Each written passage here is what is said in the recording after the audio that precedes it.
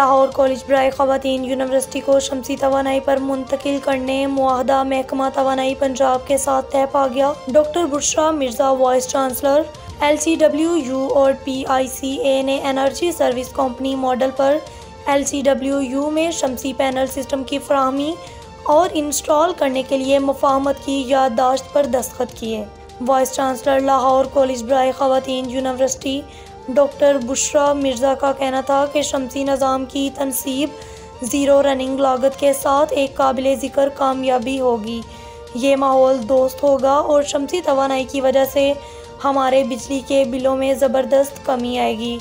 LCWU paper roles के तहत ISCO के साथ मुआहदे के बाद 1 साल में अपने तमाम शोबों, हॉस्टल्स और रहायशी कॉलोनी को बिजली फ्राहम करने के लिए शमसी तवानाई का निज़ाम मुतारिफ कराएगा, जबकि SCOLCWU में शमसी पैनल सिस्टम को डिज़ाइन, इंस्टॉल, फाइनेंस और चलाने का ज़िम्मेदार होगा।